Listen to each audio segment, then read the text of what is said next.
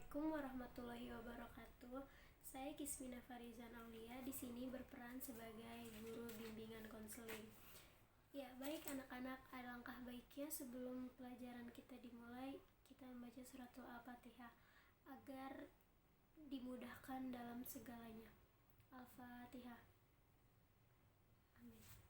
Selesai anak-anak.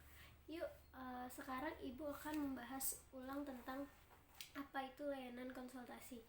Jadi nanti anak-anak itu dibagi menjadi beberapa kelompok untuk mendiskusikan suatu layanan konsultasi itu apa. Ya, jadi apakah di sini ada yang udah tahu layanan konsultasi itu apa? Ya, baik anak-anak. Jadi layanan konsultasi itu adalah layanan konseling antara konselor dan konseli untuk memecahkan suatu masalah dengan cara memberikan solusi terhadap si konseli atau pihak orang ketiga. Di layanan konsultasi ini mempunyai dua tujuan. Yang pertama itu ada tujuan khusus dan tujuan umum. Apa sih dari tujuan umum layanan konsultasi itu?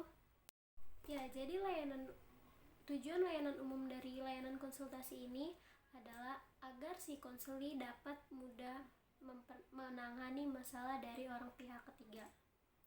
Dan untuk tujuan khususnya sendiri di layanan konsultasi ini adalah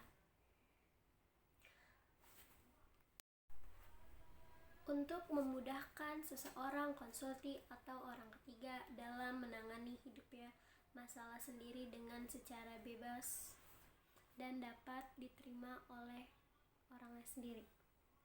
Jadi anak-anak, di layanan konsultasi ini bisa kita gunakan untuk ada layanan kelompok dan ada layanan seseorang pribadi.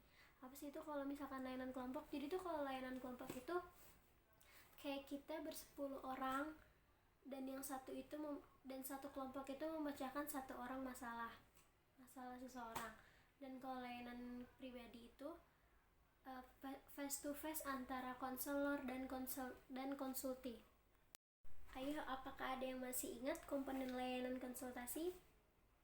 Jadi, komponen layanan konsultasi itu terbagi menjadi 3. Dan yang pertama sendiri ada konselor, dan yang kedua ada konsulti, yang ketiga ada pihak orang ketiga. Apa sih yang dimaksud oleh konselor? Konselor itu adalah ahli tangan yang dapat memecahkan masalah si orang pihak ketiga atau konseli. Untuk konseli itu sendiri adalah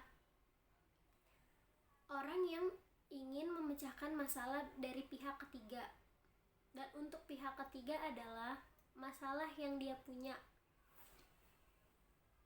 Di sini juga ada asas layanan. Asas layanan konsultasi itu terbagi menjadi 3. Yang pertama itu ada etika dasar. Masih ingat kan etika dasar itu apa? Ya, jadi etika dasar itu terbagi menjadi 3. Ada kerahasiaan, kesukarelaan, keputusan yang dapat diambil oleh klien. Dan ada juga kemandirian. Terus yang ketiga itu pendekatan teknik. Teknik dalam layanan konsultasi itu terbagi menjadi 2. Ada teknik layanan khusus dan teknik layanan umum.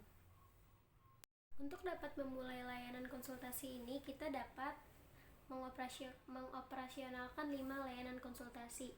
Yang pertama itu ada perencanaan, yang kedua pelaksanaan, yang ketiga evaluasi, dan yang keempat ada analis konsultasi, dan yang terakhir itu ada tindak lanjut laporan.